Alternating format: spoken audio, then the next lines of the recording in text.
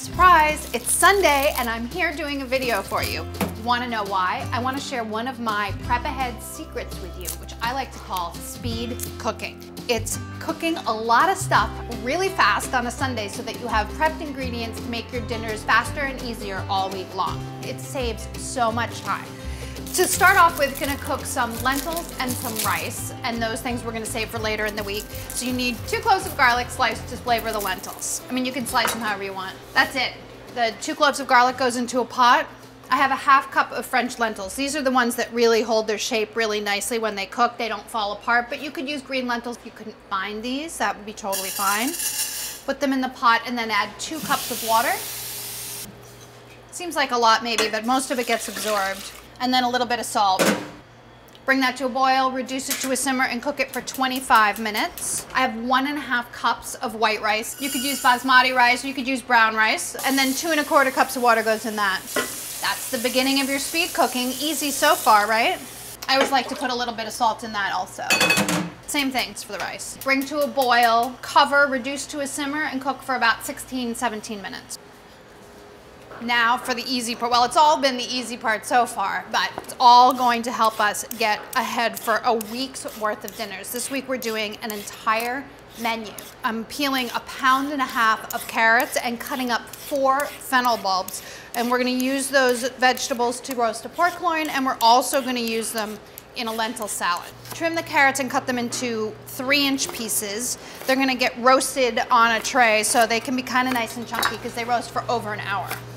And store your carrots in a zip top bag, nice and airtight.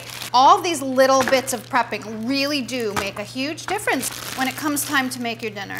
It saves so much time, it really does. Trim your fennel bulbs. If they're big, use 4. If they're really small, you can use 5. And then trim the bottoms if they're anything dirty or slimy, but you wanna leave the core intact because you're gonna cut them into wedges. You want it held together by the core. Cut them into 1-inch wedges. I was a little concerned when we were developing this that the fennel would discolor in the refrigerator after a few days. Shouldn't the fennel be stored in water? You really don't need to, which is great. I was worried about that, so let me alleviate your worries for you.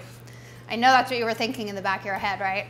I've washed and dried 4 heads of arugula, and I'm gonna just wrap that in some damp paper towels and put that in a zip top bag too. Just get the towel nice and wet, and then squeeze out most of the liquid. And then this will really help keep the arugula fresh in that zip top bag. But it shouldn't be wet or it'll make your arugula slimy. Put your arugula in your zip top bag. I mean, you can do this however you want. I just put it all in the bottom of the bag. Nice dry. Make sure your arugula is nice and dry. Dry it off really well. And then I lay my damp towel across the top. Or you can wrap or roll it all up in there. I like to just squeeze out all the excess air so it takes up less room in the fridge. And also, it's kind of like cryovacking. I think it keeps it fresher. These all just go into the refrigerator for later in the week, and I'm gonna make 2 more things. Our big prep ahead Sunday is almost done. I'm gonna make a mint and parsley pesto that I'm gonna use for 2 different fantastic dinners. And then I'm gonna marinate some steak. And then my work is done. You're gonna need a bunch of mint and a bunch of parsley. You're gonna wanna remove the leaves of the mint from the stems. The stems of mint is much coarser than, say, cilantro or parsley, so you actually have to pick the leaves off, leaving no stem left behind. All right, that's a bunch of mint and then a whole bunch of parsley. Parsley, you can be a little bit more, what's that, fast and loose? Play a little more fast and loose with your parsley. Now you need a food processor. Of course, I have one here. Handy dandy. So just dump all your mint and parsley in there. This is a very simple pesto. It has no cheese, no garlic, so it's pretty straightforward. Add 1/2 cup of toasted almonds, 1/2 cup of olive oil, and then some salt. 1/2 teaspoon-ish. Pepper, 1/2 teaspoon. That was about 1/2 teaspoon. Blend. And this should keep in your refrigerator in an airtight container for at least a week.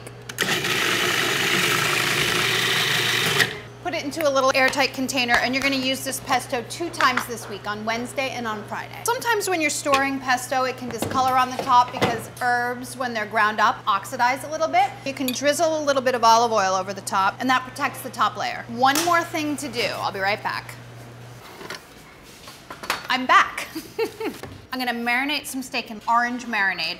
First you have a teaspoon of garlic minced, half teaspoon of red pepper flakes, a 1/4 cup of neutral oil like a vegetable oil, and a tablespoon of orange zest. I'm gonna mix that together in a zip top bag. Save your orange for later in the week. Add your oil, garlic, hot pepper flakes, and it can marinate from now, Sunday, until Wednesday. Or you could certainly do it in the morning for the evening if you didn't have time to do it on Sunday.